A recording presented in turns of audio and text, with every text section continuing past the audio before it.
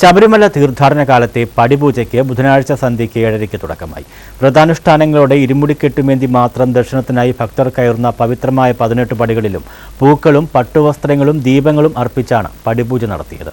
ദീപപ്രഭയിൽ ജ്വലിച്ച് പുഷ്പവൃഷ്ടിയാൽ സുഗന്ധം പരത്തി നിന്ന 18 പടികളുടെ അപൂർവ കാഴ്ച സന്നിധാനത്ത് ഭക്തർക്ക് സായുജ്യമേകി. ദീപാരാധനയ്ക്ക് ശേഷം തന്ത്രി കണ്ഠരര് ബ്രഹ്മദത്തിന്റെ കാർമ്മികത്വത്തിലും മേൽശാന്തി എസ് അരുൺകുമാർ നമ്പൂതിരിയുടെയും കീഴ്ശാന്തി കൃഷ്ണൻ പോറ്റിയുടെയും സഹകാർമ്മികത്വത്തിലുമാണ് 1 മണിക്കൂറോളം സമയം നീണ്ടുനിന്ന പടിപൂജ നടന്നത്.